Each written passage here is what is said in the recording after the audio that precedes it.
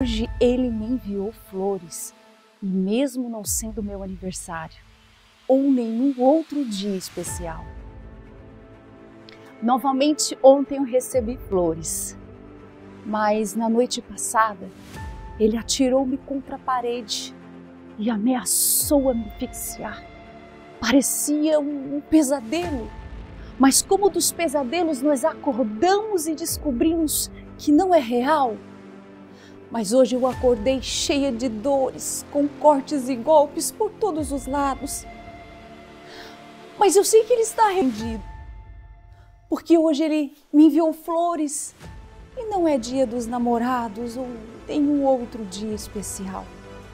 Ontem à noite bateu-me e ameaçou me matar. Maquiagem nem as mangas longas puderam ocultar os cortes e os golpes que ele me ocasionou.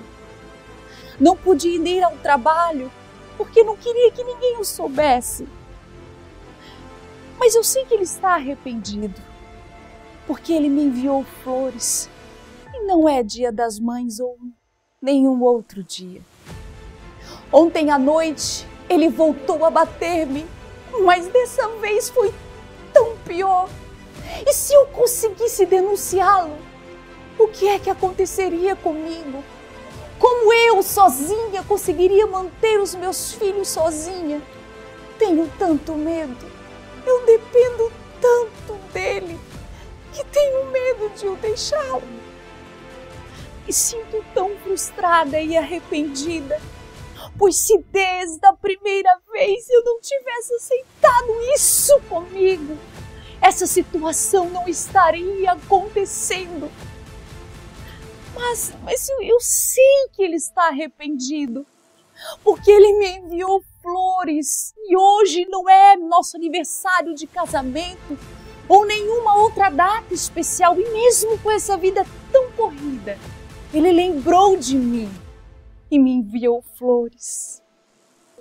Hoje é um dia muito especial. Hoje é o dia do meu funeral. Finalmente ele conseguiu matar-me. Bateu até eu morrer. Ah, se eu tivesse tido coragem, se eu tivesse tido força e coragem para buscar ajuda profissional, pois um ser escravizado escraviza o outro. Ah, se eu tivesse tido força, hoje eu não teria recebido flores.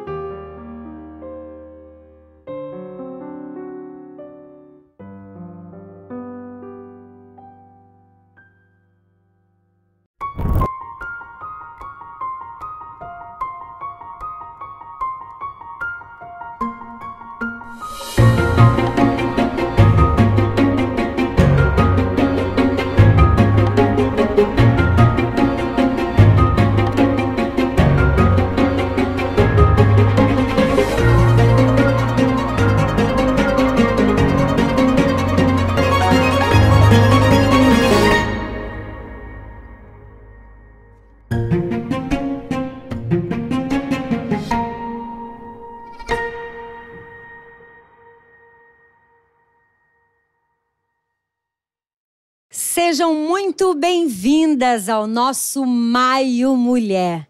Que noite especial poder estar aqui falando com você em um mês dedicado às mulheres. Já tivemos aqui lives muito abençoadoras para a sua vida e tenho certeza que essa noite não será diferente. A partir desse momento, eu te convido a pegar esse link, a mandar na sua lista de amigos, de parentes, pessoas do seu trabalho, porque eu tenho certeza que vai ser um conteúdo muito esclarecedor. Silenciando o silêncio. Hoje nós vamos abordar um tema que ele é pouco falado, ele é pouco divulgado, mas isso não significa que não aconteça. Na verdade, é uma realidade em muitos ambientes, seja ele religioso, institucional, qualquer ambiente. é um assunto e uma realidade, infelizmente, muito presente. Quando nós começamos a montar a estrutura dessa live, foi algo que veio ao meu coração falar sobre esse tema. Mulheres que estão sendo abraçadas, não numa forma de receber afeto, carinho e aconchego, mas um abraço intimidador. Mulheres que recebem o beijo, mas não é de um carinho ou de um acalento. É um beijo de fique quieta, cale a sua boca. Eu sei que para muitas pessoas isso pode soar uma forma tanto agressiva, mas é uma realidade. E nós precisamos falar sobre o abuso, sobre a violência. E nosso papel enquanto igreja não é apenas um papel espiritual, mas também social e esclarecedor. Porque Deus nos gerou para um lindo propósito. E eu tenho certeza que Deus, quando nos gerou, não nos gerou para mendigar amor, mendigar a atenção, compreensão ou respeito. Para essa noite, nós temos convidadas aqui muito especial. Estou aqui com a Lília. Boa noite, Lília. Como você está?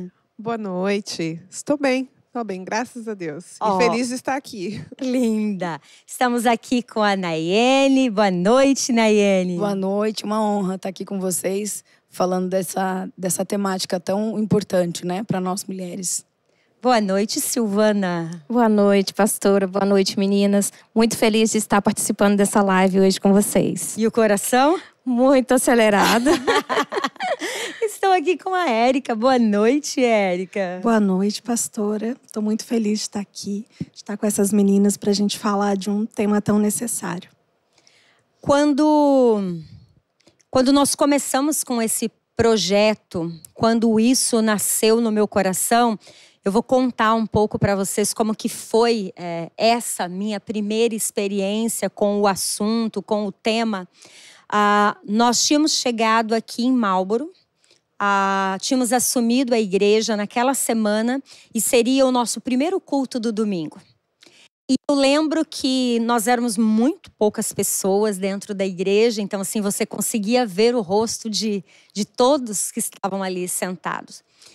E eu lembro que naquele dia, Ben-Hur ministrou sobre o Éden, sobre o seu lugar de refúgio, o seu lugar de segurança, o seu lugar de proteção, provisão e paz. E nesse dia tinha uma mulher sentada ali, eu não conhecia ninguém, não sabia quem era ali da igreja, quem não era, se era visitante ou não. E essa mulher chorava muito. E quando terminou o culto, ela me procurou e disse assim, eu preciso de ajuda. Porque hoje eu saí para cometer o suicídio. Hoje eu saí para tirar a minha vida. Ela me disse assim, eu comprei uma corda essa semana, moro em um basement e tem aquela viga. E a minha intenção era cometer o suicídio com essa corda naquela viga. Só que ao mesmo tempo eu comecei a pensar que eu tenho 3 filhos. E quando eles chegassem da escola, seria uma imagem muito forte para eles verem. E eu decidi que hoje, domingo, eu sairia com o carro e eu me jogaria com o carro de um despenhadeiro e todos iam achar que foi um acidente. Ela falou assim, eu sofro abuso, violência doméstica desde que me casei. E ela estava com o rosto cheio de hematomas. Ela falou assim, eu já tive a mandíbula quebrada várias vezes, várias costelas quebradas. E eu fui ficando desesperada, porque eu nunca tinha visto de perto. Se ouvir falar é uma coisa, mas você vê a realidade na sua frente é completamente diferente. E eu perguntei para ela se ela participava de alguma igreja. E ela disse que sim. Eu disse, tá, mas você tem buscado ajuda? E ela disse assim, todas as vezes que eu busco ajuda, a única coisa que eu ouço é você precisa voltar para casa e orar pelo seu esposo. E aquilo foi me gerando uma revolta na hora, ouvindo aquela mulher falando sobre isso. Eu disse, olha, eu acabei de chegar. Eu não conheço ninguém aqui, não sei nem como funciona essa estrutura de acolhimento para mulheres, mas você não está mais sozinha. No que depender de mim, eu tô aqui para te ajudar. E eu achei tão interessante que antes disso ela me disse assim, ó, quando eu estava indo com o carro, eu percebi que a gasolina não daria para eu chegar.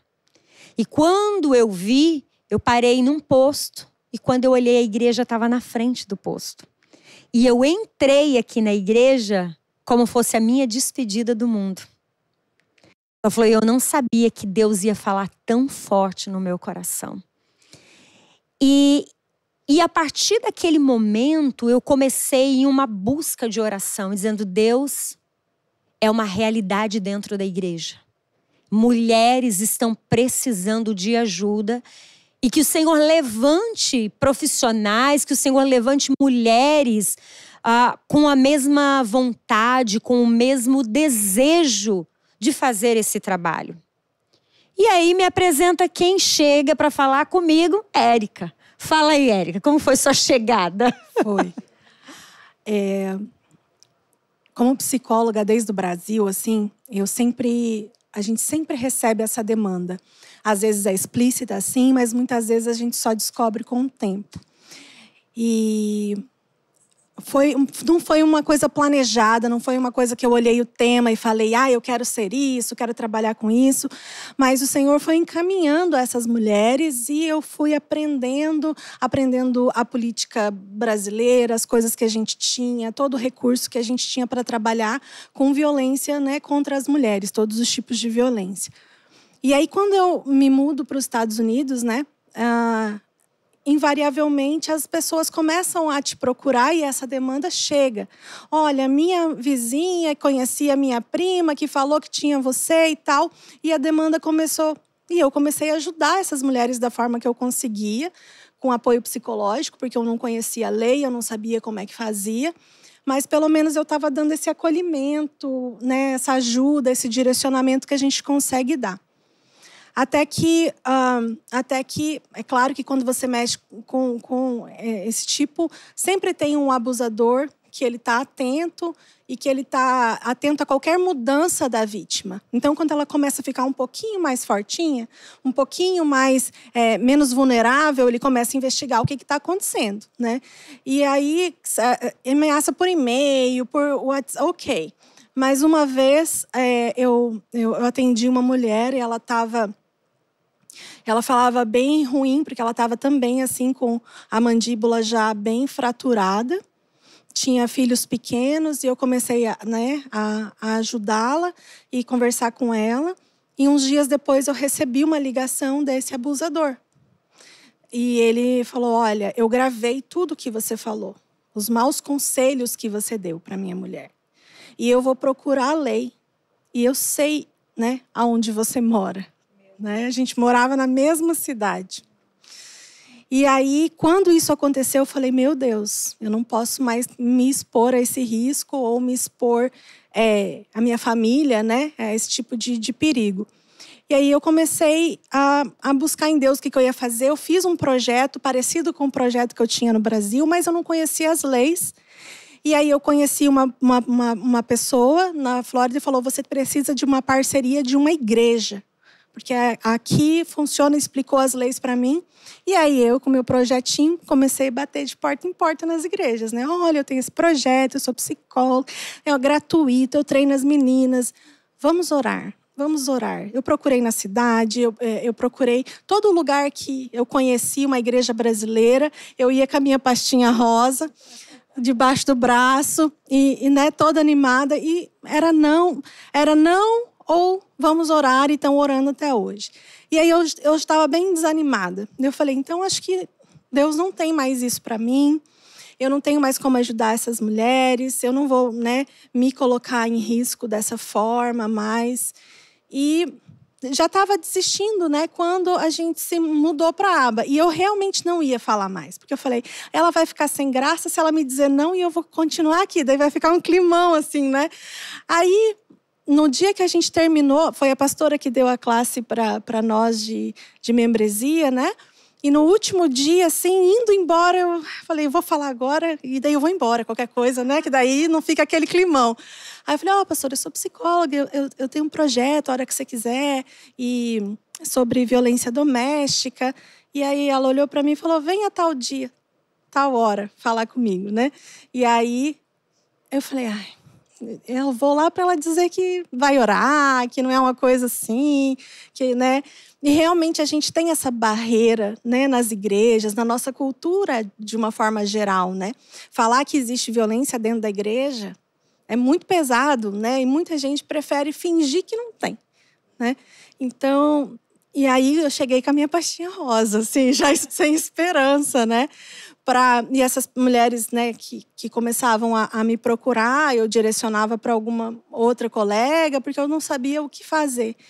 E foi aí que aí a pastora me contou essa história, né, que realmente estavam chegando uma demanda grande. E eu tenho a visão, né, assim, e eu ainda não tinha essa cultura, né, de uma casa para todos. Eu conhecia, porque eu fiz, né, a membresia, mas ainda não tinha internalizado em mim. E aí, quando eu falei, gente, é uma casa para todos, né? Essas todas também são vítimas, também são mulheres que procuram uma informação, né? Elas estão perecendo por falta de amor e de informação, de conhecimento. E é interessante a Érica pontuar isso, uma casa para todos, porque é uma casa para a vítima e é uma casa para o abusador. Porque é o indivíduo também que precisa ser tratado.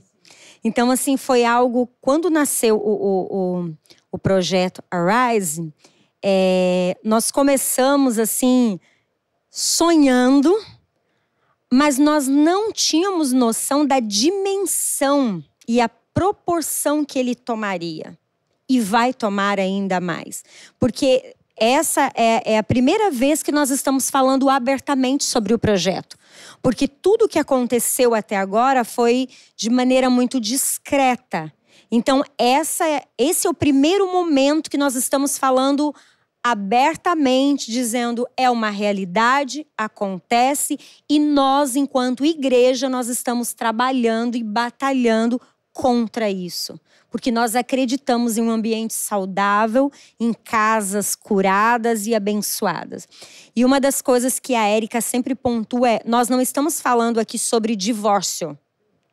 Nós estamos falando sobre cura, sobre restauração para a vítima.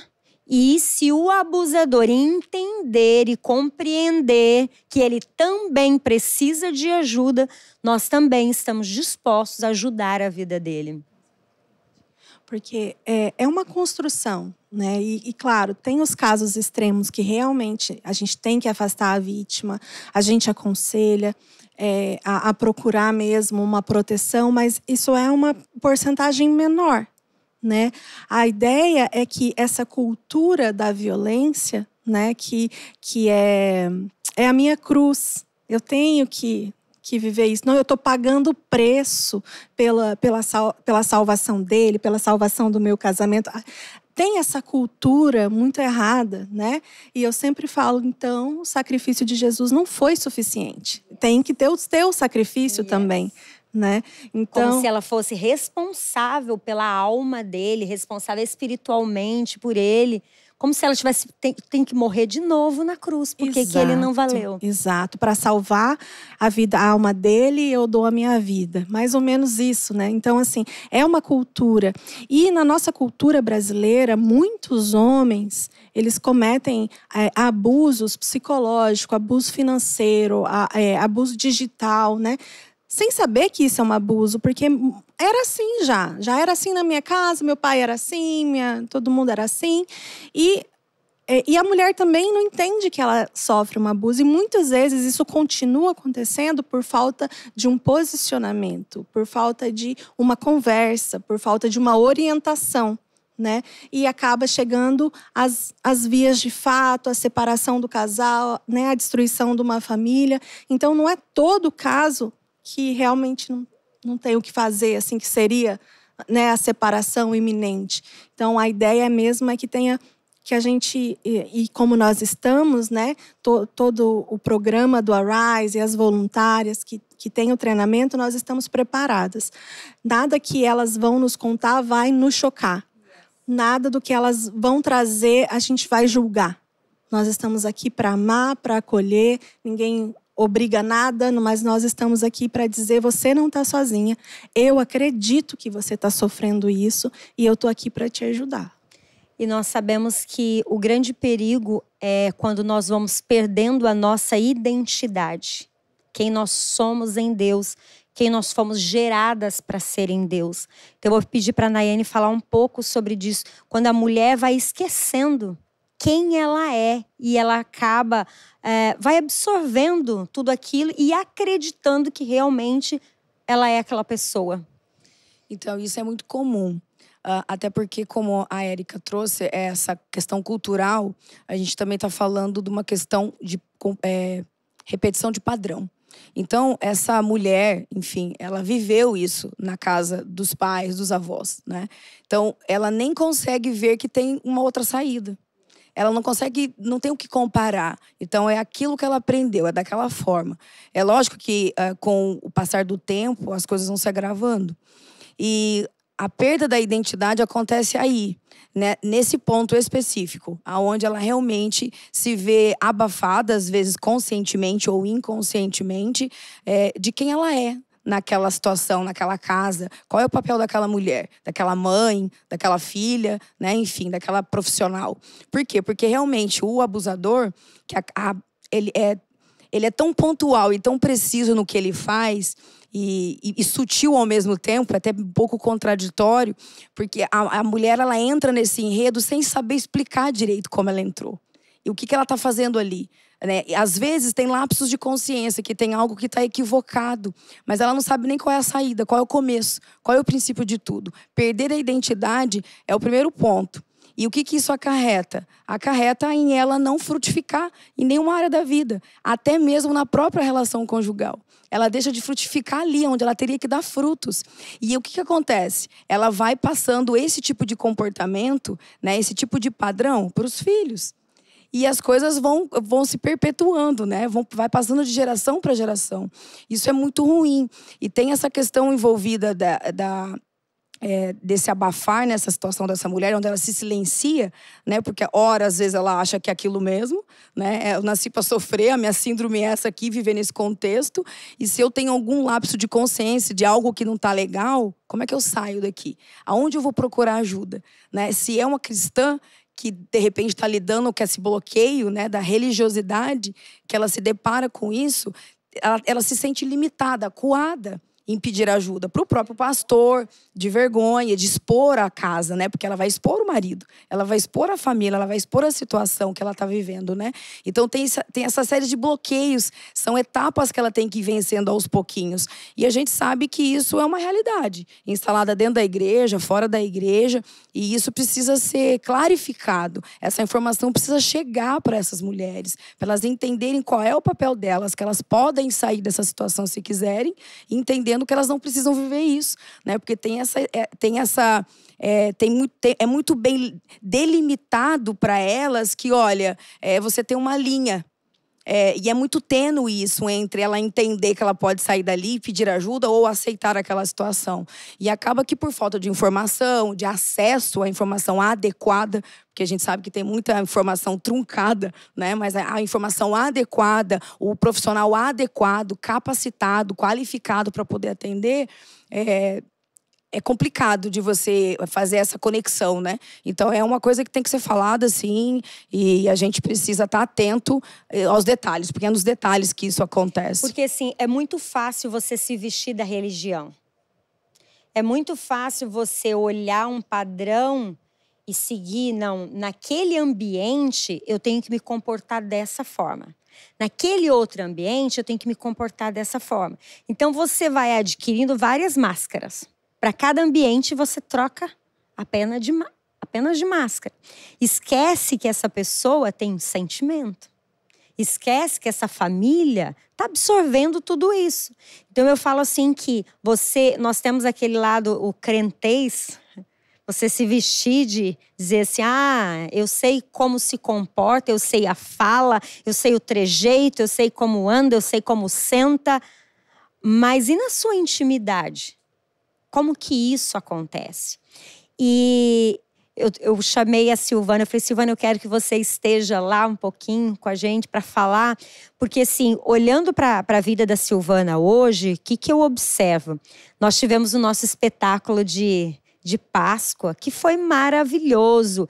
Então, quando eu expliquei para ela o projeto, explicava cada um dos personagens, ela já ia desenhando, imaginando cada personagem. Não, isso aqui eu vou colocar isso, eu vou colocar isso. Então você vê assim, uau, a criatividade a 1000 ali, né? Mas quando eu conheci a Silvana, era uma realidade totalmente diferente da mulher que eu vejo hoje. Então fala um pouco desse processo, desse resgate dessa identidade. Então, pastora, eu vou voltar um pouquinho na minha infância só para entender hoje, né, que nós tivemos aquela live passada, no qual eu estava ainda num processo de cura. Mas hoje, vivendo todos esses temas que nós estamos abordando aqui hoje, eu quero dar uma pincelada na minha infância. Eu sou filha de pais separados, eu sou a filha mais velha. Então, assim, eu cresci vendo agressões físicas, não, mas verbais, né? Verbal, minha mãe todo o tempo calada. Ela foi silenciada, literalmente, pelo o abraço que sufocava, pelo beijo. Então, assim, a minha mãe foi passando por tudo isso. E eu, como a filha mais velha, eu fui observando aquilo. E aí eu via que quando a minha irmã estava para nascer, minha irmã caçula, e a minha mãe cobrou. Eu não tenho nada de enxoval. Naquela época, na roça, né? Uma pobreza. Então, era uma escassez, né? E, de repente, ela recebe, né, do meu pai. Eu não posso fazer nada. E ela foi sem enxoval nenhum para o hospital. Só que Deus cuidou, né? Até uma freira que ajudou a minha mãe no hospital e tal, enfim. Só que eu já estava memorizando tudo aquilo. E eu ficava assim, quando eu crescer, eu vou trabalhar. Eu vou comprar isso para minha mãe. Eu vou preencher a casa. Eu vou suprir os móveis. E fui crescendo aquela menina batalhadora que não pensava. Eu não tive uma adolescência que eu pudesse ir para uma balada. Eu não tive essas coisas que hoje em dia os adolescentes saem, né? Se distrai. Eu não tive isso. Porque a minha mãe sempre prendia eu. Ela fala, não, eu tô com medo de você se perder e tal. Só que aos 12 anos eu conheci Jesus. Aí já fui batizada nas águas, o meu pai também se converteu. E aí foi um momento maravilhoso que a nossa família viveu, aquele momento assim, acho que foi a fase mais bela que hoje eu tenho esse reflexo que a gente viveu. Aí passou-se os anos, o meu pai se afastou da igreja. E ali foi 14, 15, 16 anos, com meus 17 anos, eu fui para São Paulo, morar com os meus tios. Só que nos meus 14 anos eu já estava costurando. A minha avó tinha uma maquininha, eu sempre queria aprender. Então, com os meus 17, eu já sabia costurar. Fazia aqueles kimonos, sabe? Roupas de dormir, baby doll. Então, ali em São Paulo eu já comecei a ganhar a vida. Só que qual foi a prioridade? Ajudar minha mãe. Suprir a casa. E com os meus 17, quando eu saí, o meu pai abandonou a casa. Uau! Então, o que acontece? Com os meus 18 para 19, eu conheci uma pessoa que era até amigo dos meus tios. E eu me casei com 19 anos. Então, assim, foi aquele amor à primeira vista, tudo maravilhoso. Mas não tive aquela experiência que hoje eu falei assim, não, eu vou casar, eu sei do que eu quero. Só que eu fui feliz. Durou 20 anos, sabe? Construí uma vida, tive uma filha maravilhosa. Só que em meio a toda essa turbulência, eu alimentava lá do passado o que a minha mãe viveu. Só que não por agressões físicas até um momento, mas por palavras, não somente de marido e mulher, mas de quem estava à minha volta. Tanto de amizades, sabe? De pessoas que conviviam comigo, de parentes. Como você falou, que às vezes nós se vestíamos daquela religiosidade que, por exemplo, para ir na casa do parente, você tem que estar desse jeito. Para estar na igreja, você tem que estar muito séria, alinhada, andando com passos de crente. Entendeu? Então, assim, e eu fui crescendo nisso. E aquilo foi me engessando. E eu fui ficando aquela mulher calada, que todo mundo que me via, eu era sempre vaidosa. Só que hoje essa vaidade, eu posso dizer, eu gosto de me arrumar para mim, sabe, para o meu bem-estar, porque eu sei que eu tenho a presença do Espírito Santo dentro de mim. Yes. Não que eu não tinha, mas era algo que eu camuflava, uma dor. Eu sorria. Eu tinha mais de 50 amigas que conviviam na minha casa. Era festa, eu falava assim, o piscinão de Ramos, porque eu... Lembra daquele tema? Então, eu servia. Eu queria todo mundo bem. Eu falei, não, eu venci. Eu não quero ter, porque para mim, sinônimo de humildade era abrir as portas da minha casa, deixar adentrar até dentro dos meus closets, deixar sentar na minha cama. Então, eu abri esse parênteses achando que aquilo era uau, tudo, né? Só que trazendo isso para a realidade hoje, quando chegou no nível que eu tomei uma decisão de sair desse cativeiro, aí sim, aí foi muito forte o que aconteceu. Sabe, de ser me tirado tudo. Tirado até a minha identidade, literalmente. De eu sair aqui por essas ruas de Lowell e eu falar, eu poderia me jogar dessa ponte, porque eu não tenho mais nada. Uau. E aí eu me deparei com uma pessoa, uma amiga, que ela falou, o que você está fazendo aqui? Ela até arrumava sempre o meu cabelo. Eu falei, eu não sei. Sabe quando você está assim, sem saber quem você é? E ali ela me levou para casa dela, me deu pão, me deu café, conversou comigo, falou, você vai ter que tomar uma decisão. E aí foi onde eu tomei. Tomei, doeu muito. Não aconselho ninguém se separar. Mas era uma situação que eu preferi sair. Só que se eu tivesse continuado, hoje eu era aquela mulher anulada. Eu perdi a minha identidade. Eu não aconselho ninguém destruir uma família. Eu errei, tenho os meus erros. Eu reconheço que eu também errei. Sabe, errei como mulher, errei como esposa. Mas através desses erros, foi muitas coisas eu consegui encaixar, sabe? E hoje, eu vivo assim, essa experiência que eu trago, eu até me emociono.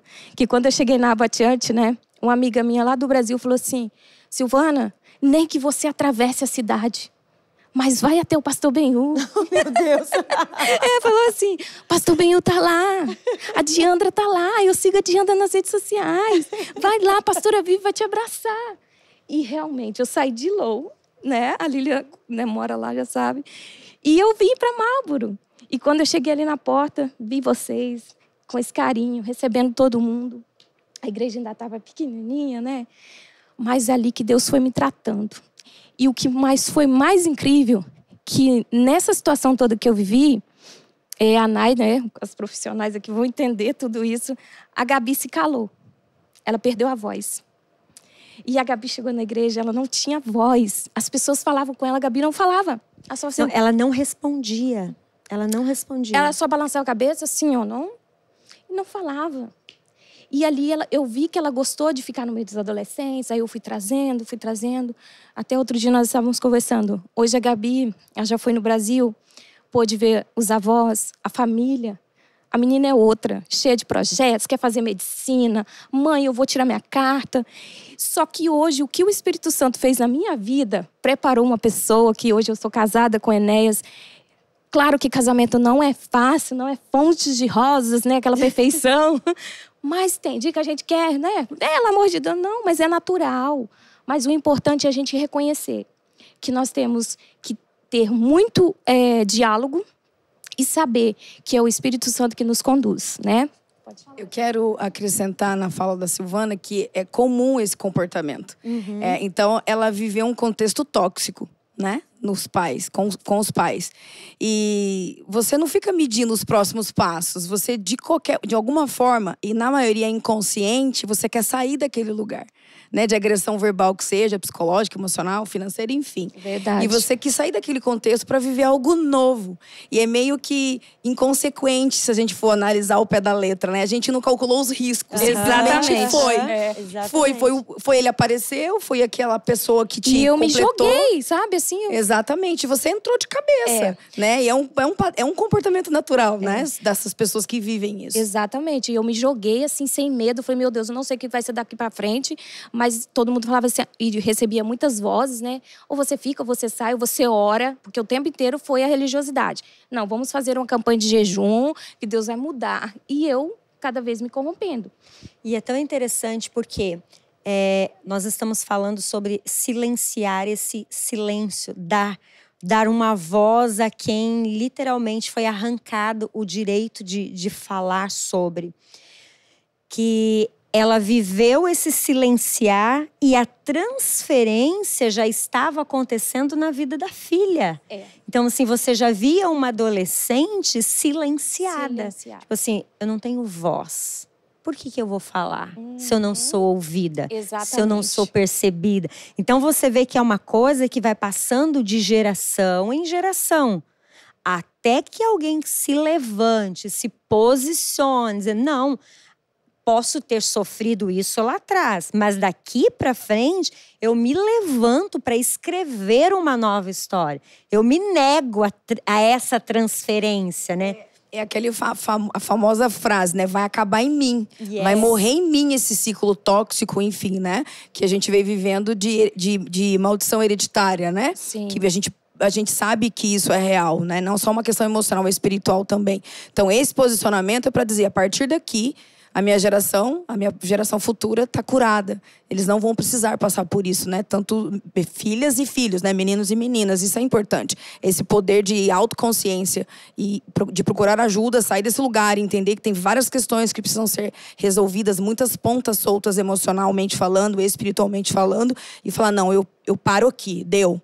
E eu procuro ajuda e daqui eu vou ter uma vida frutífera. Isso porque passa para as nossas gerações.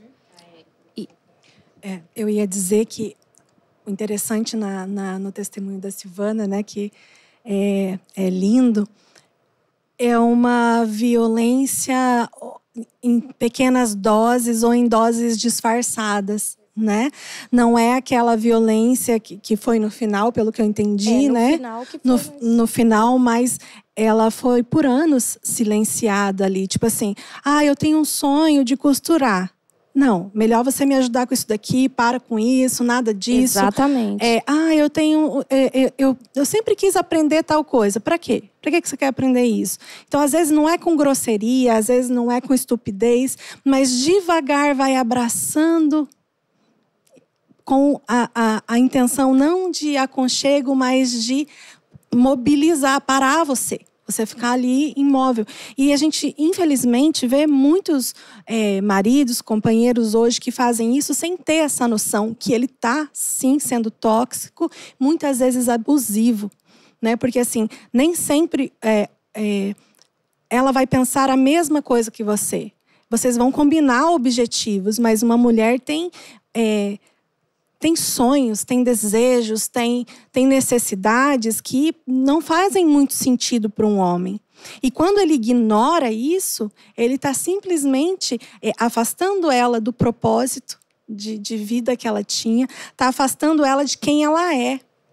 E aí depois, às vezes, muitas vezes, anos depois, fala assim, você não é a mulher com quem eu me casei. Eu não amo mais você. Por quê? Porque você realmente... E às vezes as palavras, Érica, também não vem nem diretamente de quem está, do nosso parceiro em si, né? Naquele casamento que eu vivia, de pessoas mais próximas, sabe? Até de pessoas que conviviam ali dentro da minha casa, que, não, você não pode fazer isso agora, você tem que deixar para depois. Mas eu fiz a minha faculdade. Não sou contra, todo mundo deve estudar, se informar, né? Mas assim, ter esse conhecimento. Mas não, você tem que fazer isso. E era isso que acontecia. Então eu vivia aquela pessoa assim, sabe? Sempre concordando com tudo. E sempre deixando o meu sonho de lado e construindo dos outros. Entende? Até que eu cheguei na América. Hoje eu estou aqui com o meu ateliê, a pastora falando dos figurinos, que eu me formei no Brasil, né, em design de moda. E me aperfeiçoei também na consultoria de imagem. E hoje, assim, o que eu estou vivendo, essa criatividade, né? Eu já fiz aquela análise lá do perfil, que eu tenho 12% do lado criativo. Então, esse 12% funcionou. Funcionou. Tá. Nós também temos visto aqui nos atendimentos a vergonha das mulheres em contar a sua história. Contar a sua trajetória, contar sobre as suas dores. E eu vou pedir para a Lília falar um pouquinho, porque quando eu conheci a Lília, foi uma rede de mulheres, né, Lília? Exatamente. Uma rede de mulheres. E naquele dia, a ministração era sobre cicatrizes, sobre feridas, cicatrizes. E a passagem era sobre Jesus. Que quando Jesus estava com o corpo ressuscitado, o corpo glorificado, ele se apresenta e a primeira coisa que ele mostra são as cicatrizes. Então eu disse no dia que tem coisas que nós passamos na nossa vida que depois que termina ali a gente fala, nunca mais quero nem lembrar daquela história, eu não quero nem lembrar de onde eu passei, eu não quero lembrar do que... Nada. E vem Jesus e mostra diferente. Ele vai dizer assim, olha, as suas cicatrizes são importantes. E eu lembro a imagem, tenho ela nítida na minha mente, da Lili. Conforme eu ia falando sobre essas cicatrizes, você não ter vergonha das suas cicatrizes. Porque elas te trouxeram até aqui. Foi através delas que você venceu, que você rompeu, você chegou. Então, foi nesse dia que eu conheci a Lília, de fato. Esse dia eu estava visitando a igreja. Foi a minha primeira vez. Acho que tinha até o espelhinho, né? Eu tenho o espelhinho guardado até hoje. Anda comigo. Mas é isso. Eu sentia muita vergonha, porque eu sempre achei que eu fosse a culpada, né? E então, fora os medos, né? O medo de perder o contato com a família do abusador, o medo da acusação, porque já vinham acusações dele, né? Acontece isso porque você merece. Você não é nenhuma santa. Como se você... Então, sempre essas coisas. E eu sempre escondi das pessoas, sempre tive a vergonha de dizer. E... né, como a Silvana, eu aprendi isso lá na minha infância também, né? Porque eu fui abusada pelo meu avô durante bons anos. E ele dizia para mim, não precisa contar para ninguém. Não conte para ninguém. Então, e aquilo foi assim, sendo semeado em mim por anos. Então, eu cresci, você tem a noção de que está errado, né? Você sabe que está errado, mas, ao mesmo tempo, vem aquele sentimento de que você não precisa contar para ninguém, né? Então, aí foi passando os anos, conheci o pai da minha filha, e aí, né, nós tivemos a primeira briga, que foi com agressões verbais. Isso resumindo, né? Foram com agressões verbais. E aí separava, voltava e vinha aquelas agressões verbais novamente, até que veio o primeiro empurrão. Mas na minha cabeça eu não precisava contar para ninguém. Eu não preciso contar para ninguém. Tá tudo bem, ele vai mudar. Olha, me desculpa, me perdoa. E aí, no dia seguinte, chegava aqueles buquês de flores no trabalho, com pedido de desculpa. Ele se arrependeu, tudo, tal. Que bonito. Que lindo. Aquelas rosas colombianas, vermelhas, lindas. Tá tudo bem, perdoo, né? Passava 2, 3 semanas, 1 mês, novamente. Até que eu cheguei a conversar com a mãe dele sobre o assunto. E a mãe dele simplesmente disse para mim, bom, ele é assim. Se você quiser, é desse jeito.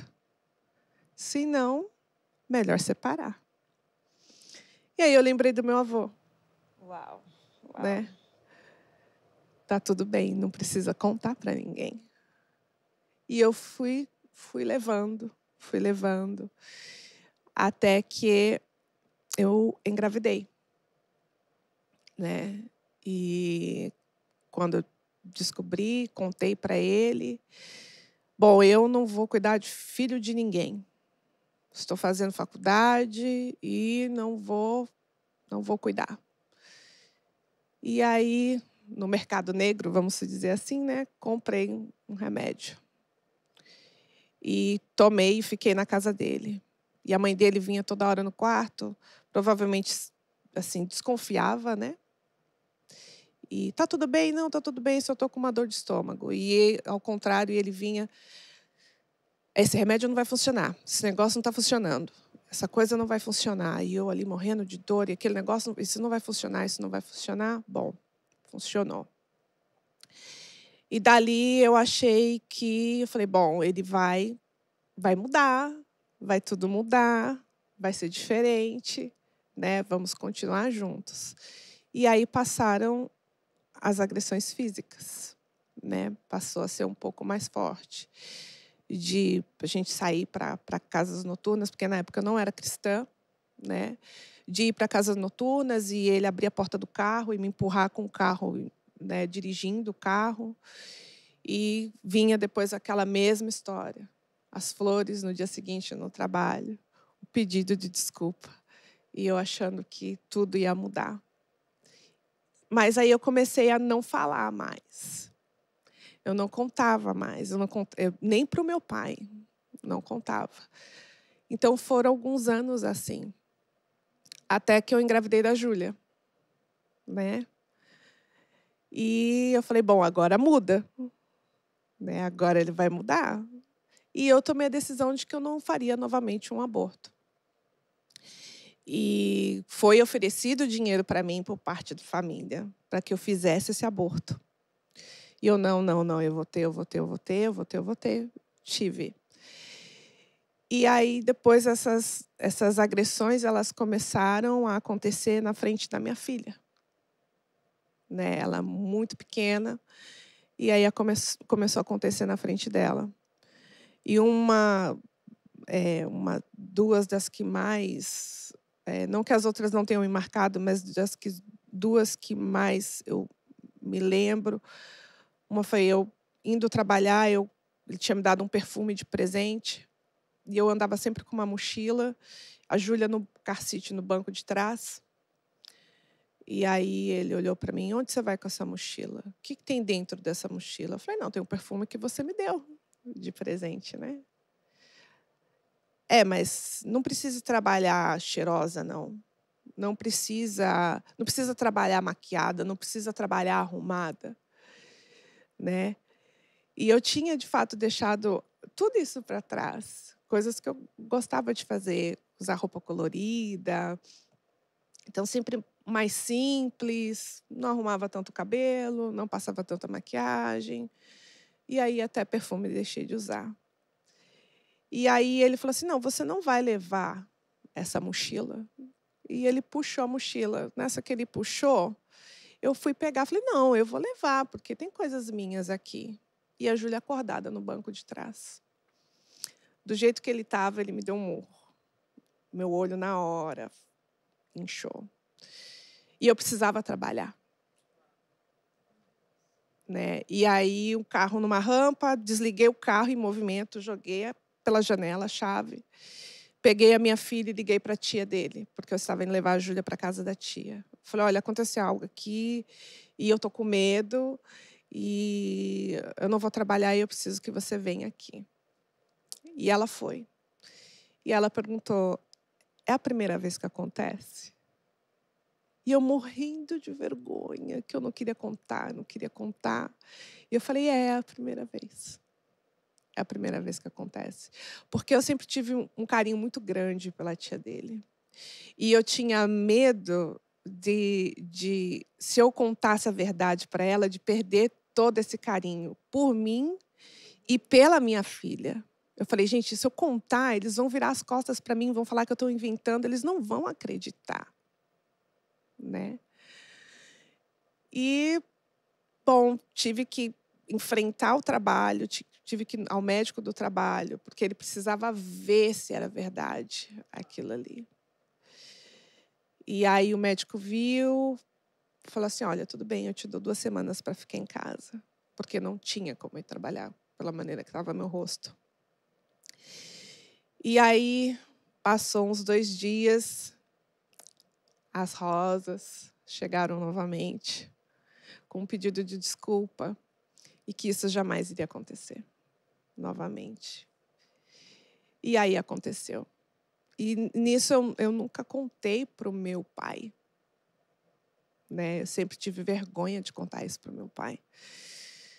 Até que a última vez, eu cheguei do trabalho, e a Júlia pequenininha, a gente estava fazendo um arroz, e ele chegou, viu uma pia, louça na pia, né?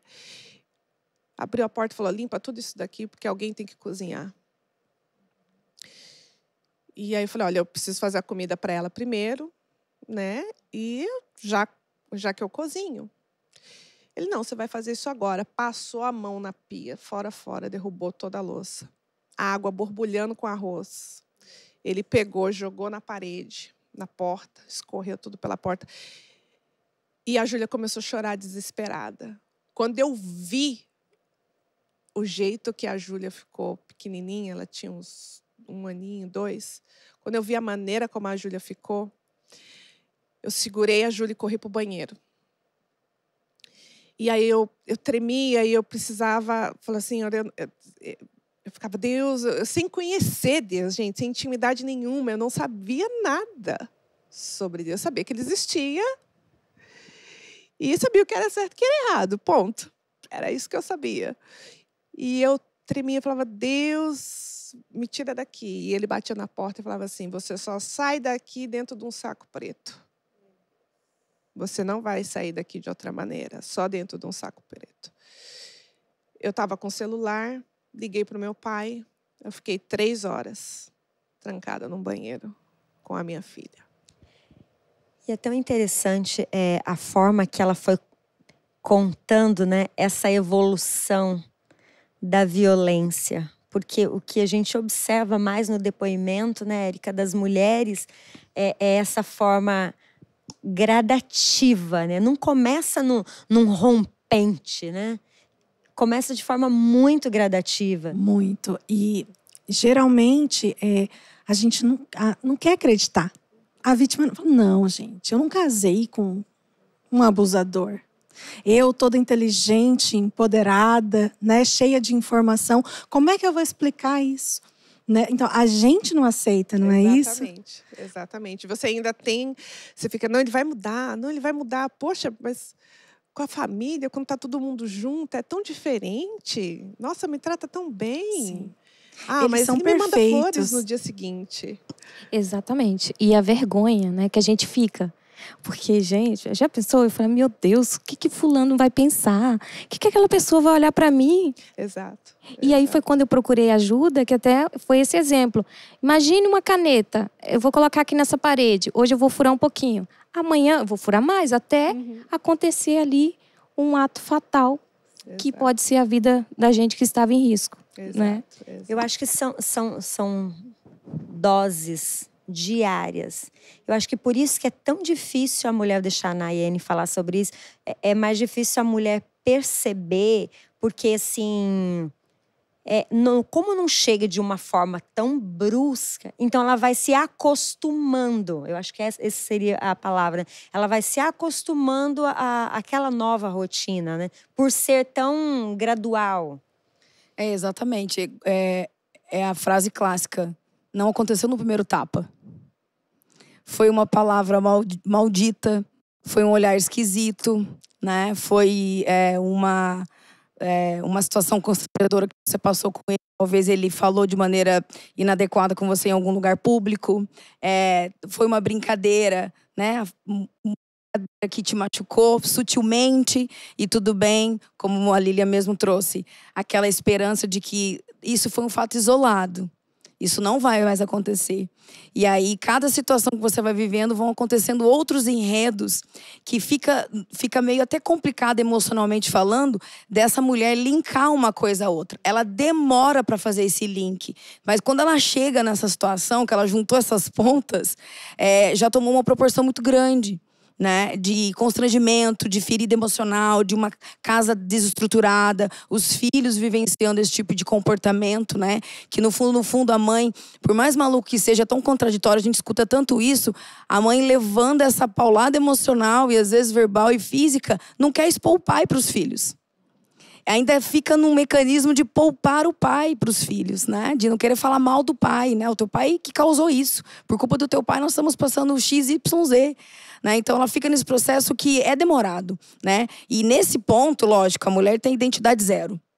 Ela não sabe quem ela é, para onde ela vai, qual que é o primeiro socorro, se é que existe socorro nessa situação. Ela fica numa situação ali, morrendo afogada, né? E partindo para pensamentos loucos, suicida, fim de carreira.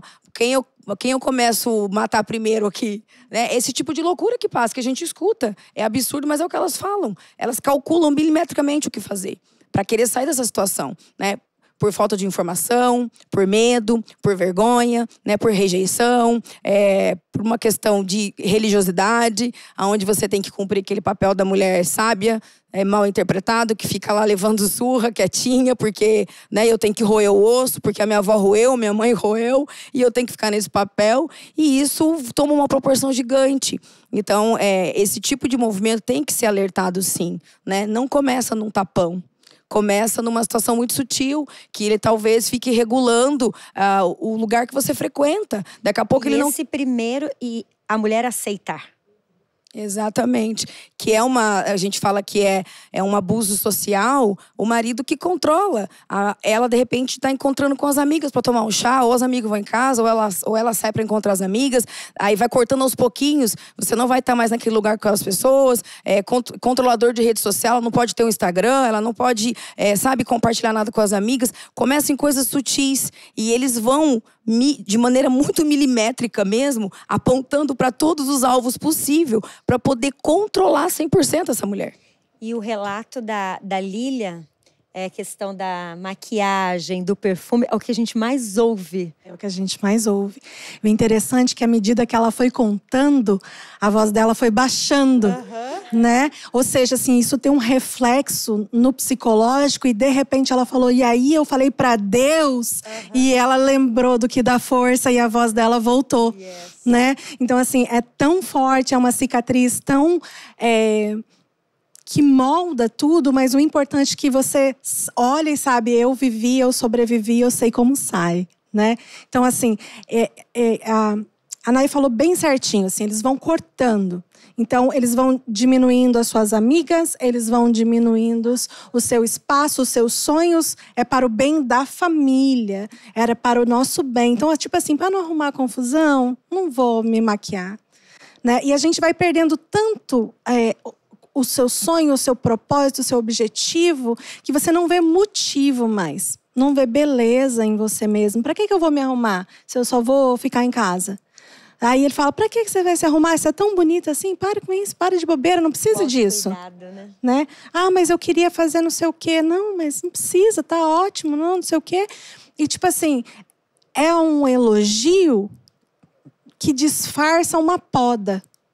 É um elogio que disfarça o que ele está fazendo, que o sonho, a vontade, o jeito dele que prevaleça. E é muito sutil, é quase imperceptível. Você tem que estar realmente atento aos detalhes, entendendo com que proposta naquela família, naquela situação, né? Aí, identidade zero. Aí ela já aceitou que não ter identidade é normal, tá tudo certo, vida que segue. Eu vou nesse fluxo, né? Até que ela desperte para o novo, entenda que ela tem um papel como mulher, como mãe, como amiga, como filha, né? Na sociedade, e que ela pode sair daquele lugar, né? Então eu falo que é o silêncio, literalmente. É muito sutil, é quase imperceptível, real.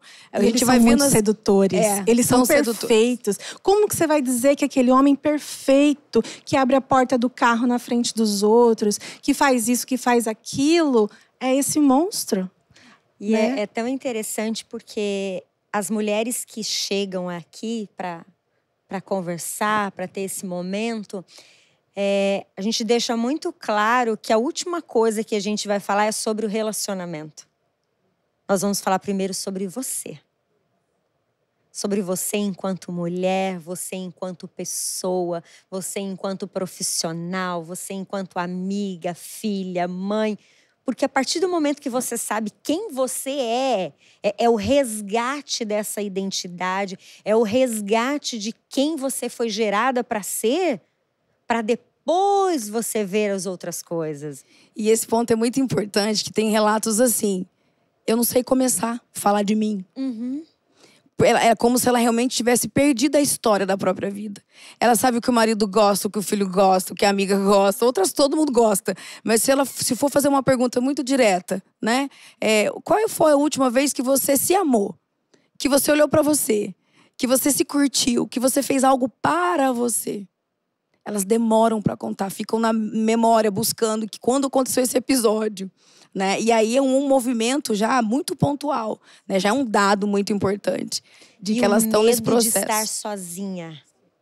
Então a pessoa fica numa dependência tão grande que ela não curte mais estar sozinha com ela mesma. Ela se arrumar para se sentir bem, ela colocar uma roupa e dizer assim, uau, como isso aqui ficou bom em mim, vou comprar isso porque eu gostei. Eu vou sair hoje sozinha para almoçar. Vou sair hoje sozinha para tomar um café. Eu mesma. Então, assim, tem esse medo. Exatamente. É um padrão tóxico tão repetitivo, que é assim que você vai moldando esse comportamento, que ela não sabe mais fazer diferente. E pensar em fazer o diferente é uma loucura.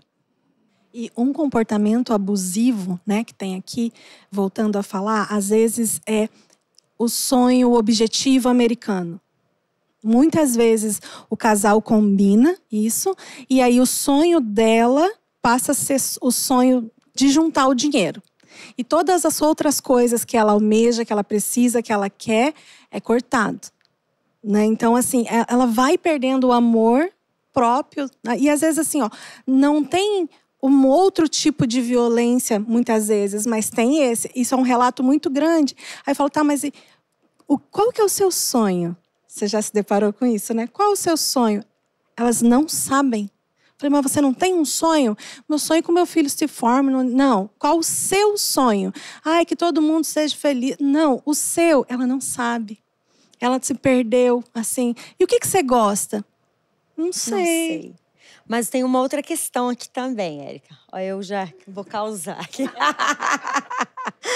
Tem outra questão, que alguém pode estar em casa agora se perguntando. Tá, mas todas as mulheres que vocês recebem aí, realmente é isso que acontece? Porque nós já recebemos casos aqui que não tinha nada a ver, que na verdade era o pobre do homem que era a vítima.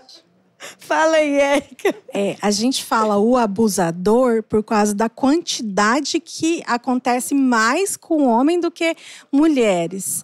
Mas existem as duas coisas, sim. Existe a mulher que aprendeu a ser a vítima, né, se fazer de vítima da situação, e ela tem os ganhos secundários, que os outros ficam com dó, que o marido fica, ai, será que eu fiz isso mesmo? E ajuda. E quando a gente fala assim, eu tô sofrendo, não, porque o meu marido é violento, você comove de uma certa forma que um olho não treinado se cega. E fala, o quê? Vamos lá atrás desse homem, vamos aqui chamar uns irmãos, nós já vamos resolver isso. Que é o que a Érica pontua muito no treinamento. A Érica fala assim para as meninas, é uma guerra que não é sua. Então você não vai tomar como fosse para si e querer ir atrás e ser justiceira. Acho que é isso que você fala, né? Justiceira da história dos outros, porque não é isso. Porque nós temos que observar, ver se realmente aquela história procede. Sim. E são as mulheres manipuladoras, elas não manipulam somente o relacionamento, elas manipulam filhos também. Né? Elas manipulam qualquer comunidade que elas estejam, ela consegue criar um ambiente, criar a questão que as pessoas olham para ela com tanta ternura, com tanta vontade de cuidar, com tanta, né, a justiceira que existe dentro de todas nós, né, ativa naquela hora, e com essa manipulação, talvez um pouquinho de narcisismo, né, vamos dizer assim, ela aproveita essa bondade das pessoas. E ela quer usar em benefício próprio, né? Então, assim, já aconteceu da gente pegar várias, né, não foram muitas, mas foram algumas, e aí alguma coisa, falei, pera, vamos escutar direito, né, essa história, mas me fala de novo. E aí você encontra... Repete de novo, essa história continua a mesma. Aí você encontra, e na verdade é esse cara que quer se separar, e essa mulher que está indo atrás, que está fazendo coisa, ou ele está tentando para não separar, que está querendo que os filhos tenham uma mãe, e essa mulher é muito egoísta, manipuladora. Muitas vezes ela não bate, né? Não tem força para bater, para não sei o quê, mas ela consegue destruir o emocional. Todo mundo vive em função dela, e quando ela as pessoas acordam dentro de casa, ela sai para fora. Mas se de repente algum homem está assistindo, vai ter uma rede de atendimento agora aos homens aqui na igreja. Então é um projeto que vai começar também de atendimento aos homens, porque é uma realidade que também tem e é necessário, né? E a gente vai lembrando a gente está falando aqui, vai lembrando das situações e de pessoas que chegaram aqui em desespero, em prantos, e no primeiro momento você olha, você se comove. Você vê uma pessoa totalmente frágil, toda miudinha e chorando, e agora ele está preso, aquela situação toda. A Érica já começa a rir. Aquela situação toda. Quando, na verdade, você vai conversar, Érica, essa história não está bem contada, eu vou ter que investigar melhor. Foi descobrir, ela fez uma falsa acusação para ficar com uma outra pessoa. Então, se o marido fosse preso, ela ia conseguir se relacionar com a outra pessoa que ela estava querendo. E a outra pessoa não quis, deixou ela na mão. E ela era uma pessoa que não trabalhava, só ficava em casa com o filho, e o marido bancava tudo.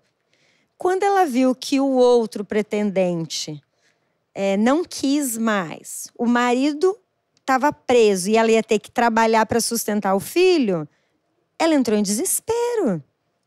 Aí o que ela queria? Que a Érica fosse com ela, para dizer que... Retirar a queixa e trazer o marido de volta. Eu falei, não vai dar certo isso. Mas assim, é uma linha muito tênue, né? Que às vezes a gente tem que observar um detalhe, né? Uma coisa. Porque a maldade, ela não escolhe sexo, né? Yes. Tanto é homem quanto é mulher. Então, assim, existe mesmo uma prevalência em que as mulheres sejam vítimas, tanto culturalmente, historicamente, fisicamente, né? Então, e tem muita questão, igual você falou, a financeira, né? Que a mulher não consegue se sustentar sozinha. Na verdade, a maioria das vezes ela consegue. Só que aquilo foi implantado durante tanto tempo, né? Como que você vai fazer para criar nossos filhos? Ou então a pessoa vai lá e compra uma coisa e fala assim, tá vendo? Se não fosse eu na sua vida, hein? É uma forma de manipulação.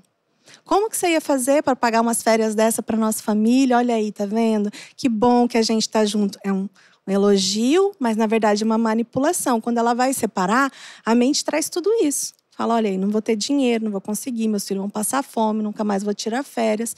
Porque é uma cerquinha construída aos pouquinhos, igual a Nayane falou, foi na repetição. E não é sempre brigando, às vezes é um disfarce, né? Um elogio ali disfarçado, de tipo assim, tá vendo? Você precisa de mim. né? E hoje aqui na igreja, para as pessoas que estão nos assistindo hoje, que de repente precisam de ajuda nessa área, se você entrar no site da igreja, newaba.org ou .com, você vai entrar ali na aba Serviços, que tem lá Rede de Atendimento à Mulher. Você vai fazer o seu registro, a sua inscrição, que um time abençoado vai estar atendendo você e tenho certeza que vai servir de bênção para a sua vida, pelo menos para esse resgate da identidade, para saber quem você é em Deus, né? Hoje nós temos, né, Érica, parceria com a ONG e nós estamos também com o MAPS, né? Explica aí. Então, a gente tem a parceria, né, com o MAPS, que é uma ONG que atende pessoas de língua portuguesa. Eles fazem todo esse atendimento e orientação jurídica, porque nós não somos profissionais, né, que possa dar uma orientação correta perante a lei e o que ela deve fazer, o que ela não deve fazer. O atendimento é enquanto igreja. Igreja, isso. Então, assim, a gente faz essa ponte da informação correta, todavia elas que vai escolher se ela quer entrar em contato ou não, mas a gente dá essa informação de onde ela vai achar essa ajuda, né? Ela pode só ligar, ela pode pedir uma visita, se ela precisar fazer uma denúncia na delegacia para traduzir, o MAPS vai, não cobra nada. Então, eles são resposta de oração da parte jurídica que a gente precisava. Porque muitas vezes essa mulher não tem um dinheiro para ir lá pagar um advogado, né? A gente não tem condições de... porque a primeira coisa que vem na cabeça é a forma da justiça brasileira. Não funciona aqui, é totalmente diferente.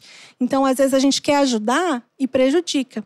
Então, a gente faz essa ponte com eles, né? Eles trabalham com isso. Inclusive, eles são a maior de língua portuguesa, né, aqui dentro de Massachusetts. É uma ONG de muita confiança que... né, fica muito feliz em trabalhar em parceria com a igreja, que é algo inédito para eles. Eles nunca receberam esse apoio de uma instituição cristã dizendo: nós estamos aqui para combater a violência doméstica junto com vocês. Nós estamos aqui para psicoeducar, para amar. Então, a gente tem esse acompanhamento das mulheres, né, no sentido como igreja, esse acolhimento, esse lugar de buscar a informação, porque a maioria de nós, né, imigrantes, tem medo. Às vezes, eu vou ser deportado, meu processo de imigração vai dar ruim. E tem medo de, enfim, né, de tantas coisas por não conhecer. Então, não sabe onde buscar ajuda. E a gente oferece essa informação e oferece esse caminhar junto, né, porque é um processo. Eu lembro que... o ano passado nós tivemos uma reunião, né, com o pessoal do MAPS e eles começaram a trazer um relatório que foi assustador para nós, de uma área que tem uma pessoa que só atende violência doméstica dentro da igreja. Então, assim, o relato, a fala dessas pessoas que são vítimas dessa violência é muito triste. Eu lembro que ela disse assim, eu achei muito forte o que ela falou. Ela disse assim: muitas pessoas estão hoje atendendo igrejas, estão como pastores, estão liderando pessoas e esses são os abusadores. Então, muitas mulheres, esposas de pastor, vítimas de abuso e de violência e que têm procurado o MAPS. Então, assim, parece algo muito contraditório. É inaceitável uma situação, humanamente falando, como que uma pessoa que está cuidando de vidas, a vida dele em casa está morrendo a cada dia, né? A família. E ela disse algo que eu achei muito forte. Ela falou assim, sabe o que acontece? Muitas vezes, ela falou assim, o Joãozinho sai do Brasil sendo o Joãozinho. No avião, ele é consagrado a pastor. Quando ele chega aqui, ele já é o pastor. Ela falou assim, esse homem não tem cobertura espiritual, esse homem não tem uma mentoria, ele nunca fez um curso, ele não sabe como liderar pessoas, ele não sabe o que é gestão de uma igreja e ele vai implantar uma igreja pelo medo. As pessoas são conduzidas e constrangidas através do medo. E ele disse assim, ela no dia falando assim, quantas mulheres nós estamos atendendo e elas falam assim, eu não tenho coragem de falar nada a respeito dele, porque eu vi ele pregando ontem à noite. Como Deus usou ele ontem à noite. E como que eu vou contra o ungido do Senhor? Que a Bíblia diz que ai daquele que vai contra o ungido do Senhor. Então, para você ver, e mais chocante ainda foi quando nós começamos a receber aqui na igreja essas mulheres, esposas de pastores, e que são vítimas de violência. É a mordaça religiosa, né? Que usa aquilo que a gente tem de mais precioso, que é a nossa fé, para poder moldar o comportamento desejado, né? Então, assim, a mulher sábia, ela edifica a casa. Se a nossa casa está caindo, é por quê? Porque você está sendo tola, né? A mulher tem que ser submissa ao marido. Quem que vai contra o ungido, né? Meu Deus, que isso? Você vai cair fogo do céu na hora, vai te queimar. Então, assim, é a mordaça religiosa e ela é tão... Jesus não disse isso. Né? A primeira coisa que Jesus fez quando ressuscitou foi consolar uma mulher. Mostrou para ela as cicatrizes, né? Igual a pastora falou. Ele parou para consolar, mas eles usam as palavras de Jesus de uma forma tão manipuladora e maligna que parece que a gente tem que ser isso mesmo, né? Falando disso, né? Depois que eu da minha conversão e porque o pai da minha filha veio junto, né? Nós viemos junto para cá, mas já estava separado. Então, depois que eu me converti, comecei a vir mais à igreja, comecei a entender mais.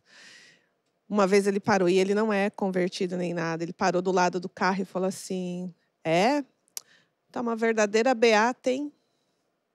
Aí eu, calada. Só para que você saiba.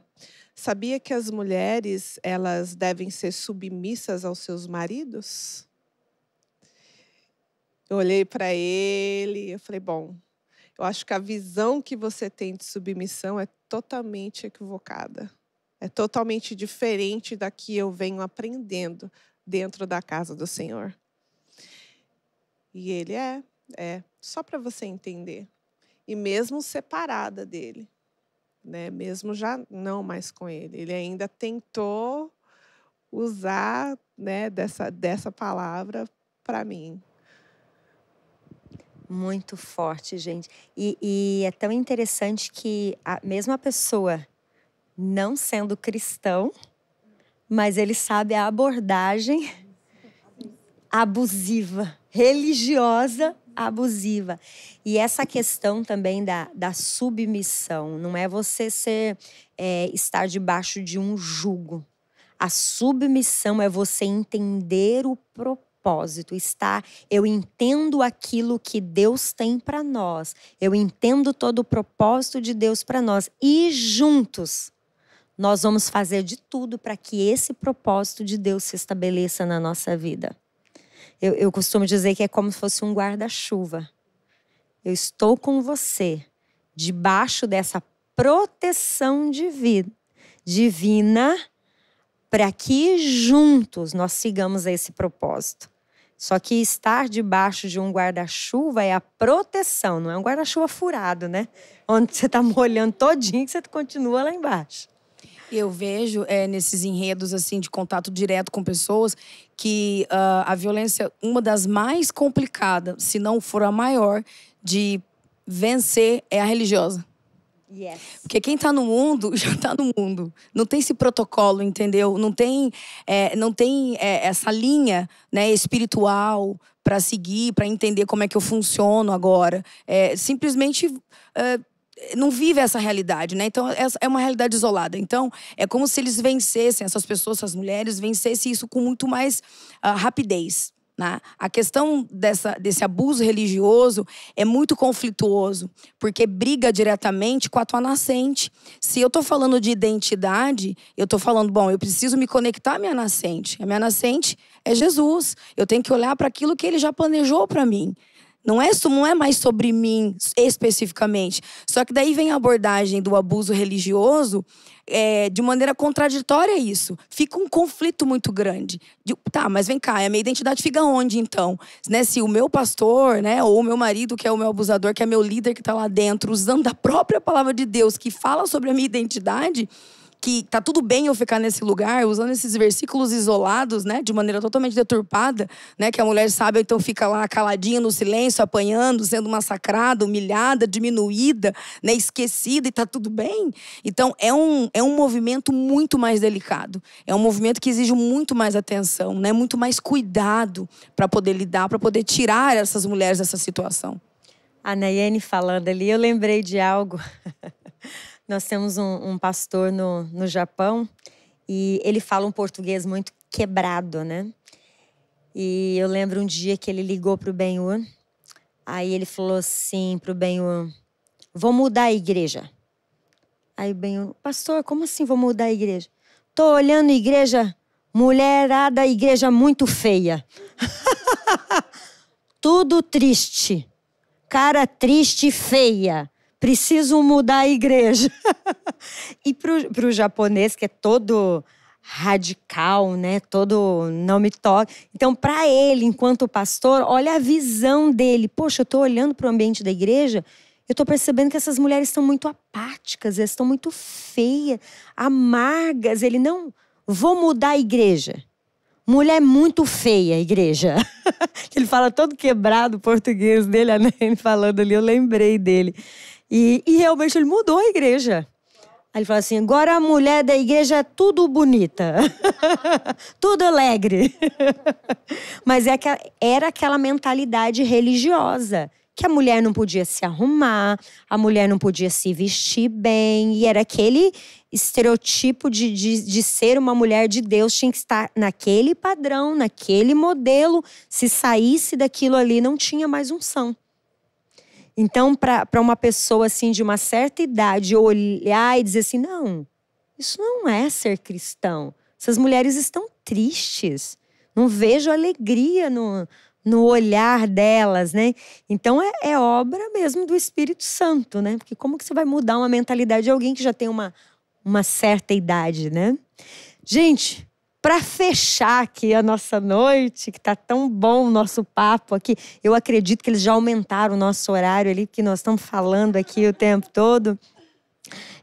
Eu vou perguntar para a Érica, como que a mulher que está vivendo isso hoje, abuso, violência, qual a primeira coisa que ela precisa fazer para quebrar esse ciclo e de que forma ela procura essa ajuda?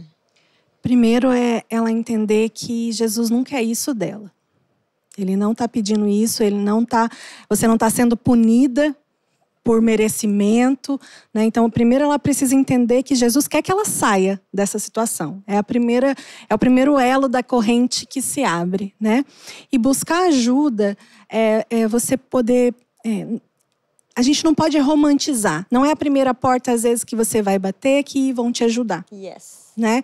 Não é a primeira amiga que você vai contar que não vai dizer, mas você apanhou? O que você fez? Né? A gente sabe que nem todas as pessoas estão aptas ou vão ter empatia, né? Mas você precisa buscar ajuda, bater em portas. Eu sempre falo assim, se fosse o seu filho que estivesse numa situação, você ia desistir? Então, faça isso por você e pelo seu filho. Então, você pode buscar ajuda com um profissional da saúde, você pode buscar a sua igreja local, você pode buscar programas como esse que a gente tem aqui. O nosso programa é extensivo a qualquer pessoa que chega, não é para a igreja, mas para a nossa comunidade brasileira, né, de uma forma geral. Então, assim, se você tiver com dúvida, eu não sei se eu sou vítima ou não. Talvez seja normal, talvez eu tô com uma dúvida. Não fica com a dúvida.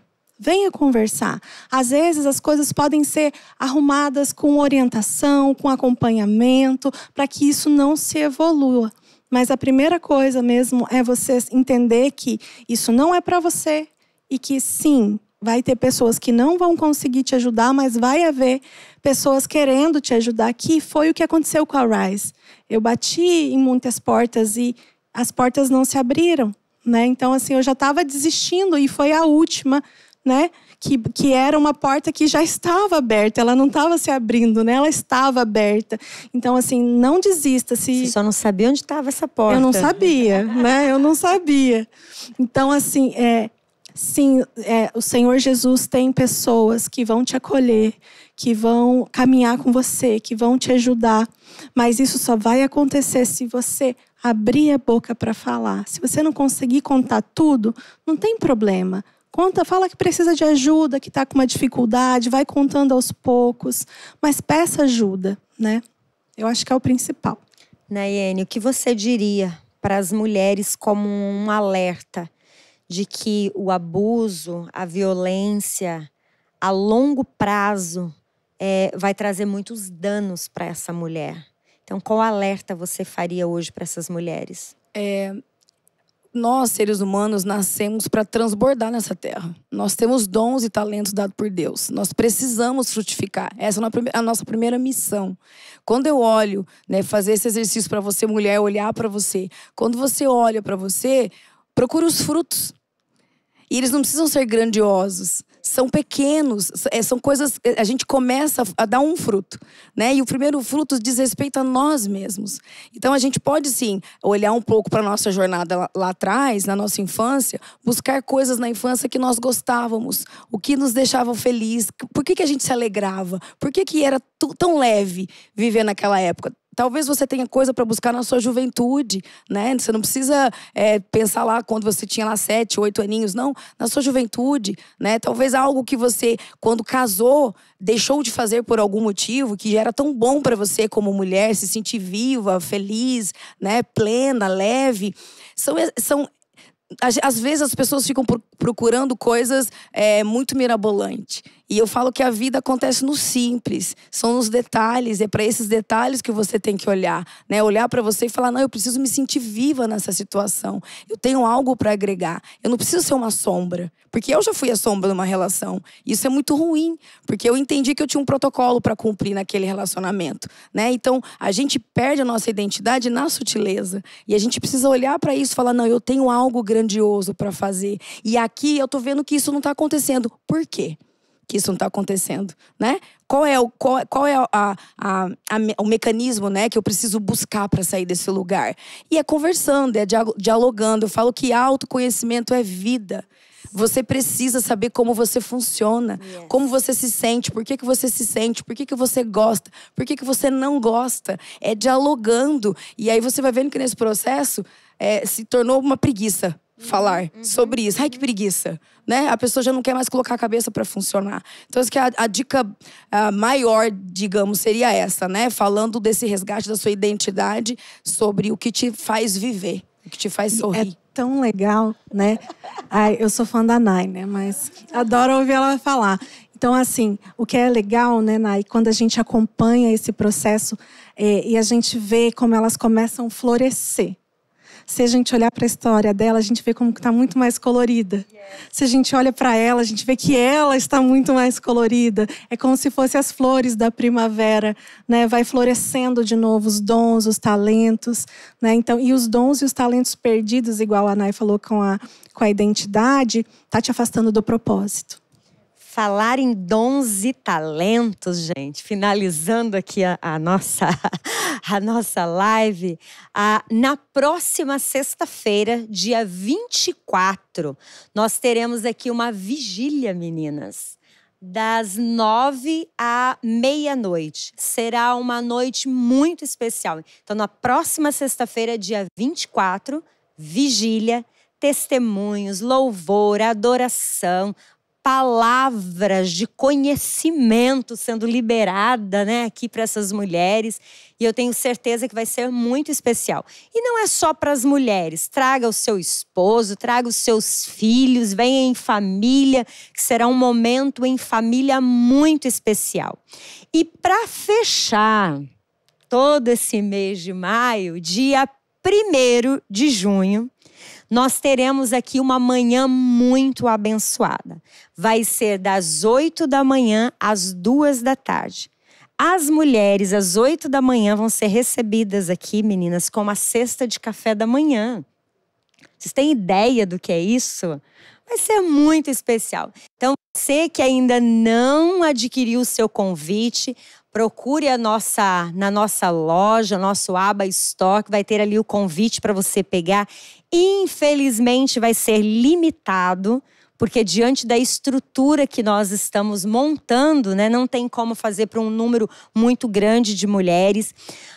Gente, será lindo demais. Você vai participar de uma jornada do resgate do seu eu. Isso é muito lindo, né? Uma jornada do resgate do seu eu.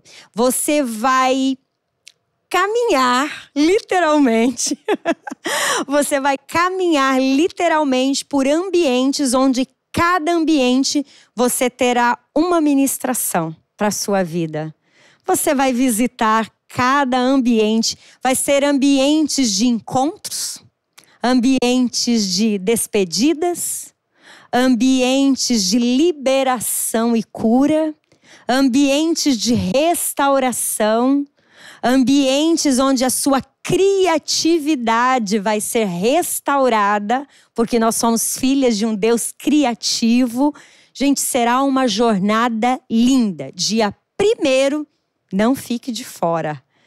Meninas, muito obrigada por esse tempo, pela disponibilidade de vocês, a entrega, em compartilhar um pouco a história, vocês falando desse projeto lindo que está acontecendo nesta casa e que estamos aqui à disposição de todos quantos precisam, desejam. Igual a Érica disse, não é algo exclusivo para atender a Aba Church. É algo para atender a todos que precisam, independente da igreja que você serve. Ninguém está dizendo que você precisa vir para cá para ser atendido. Não. Nós queremos que você volte para o seu ambiente da igreja, onde você serve, curada, restaurada, para servir ainda mais com excelência e com vida diante de tudo que você faz. Amém? Gente, muito obrigado pela companhia de vocês. E eu te convido agora para uma palavra de oração. Amém? Feche os teus olhos, coloque a sua mão no coração e vamos orar nesse momento. Senhor, nós te louvamos e te agradecemos por mais essa oportunidade. Senhor, tudo quanto falamos aqui foi para que o teu nome seja glorificado e engrandecido a cada dia mais na vida, na casa, na família de tantas mulheres. Senhor, nós declaramos um tempo de cura, um tempo de vida, um tempo de restauração, um tempo de edificação. Nós declaramos, Senhor, abraços que verdadeiramente transfiram carinho e aconchego. Nós declaramos, Senhor, beijos que sejam demonstração de amor e paixão. Nós declaramos, Senhor, palavras que sejam palavras de vida em abundância. Nós declaramos, Senhor, famílias restauradas.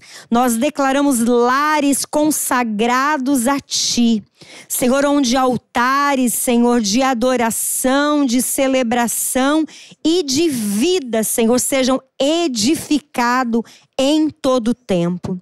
Visite cada casa, Senhor, nessa noite. Visite cada família, Senhor. Que esta mulher que está sendo silenciada ganhe voz, ousadia, coragem e viva tudo quanto o Senhor estabeleceu para a vida dela. É assim que nós oramos e concordamos para a glória do teu nome. Em nome de Jesus. Amém, amém, amém. Que Deus te abençoe. Obrigado pela sua companhia. Nos vemos sexta-feira às 9 p.m. aqui na igreja para uma abençoada vigília. Deus te abençoe em nome de Jesus.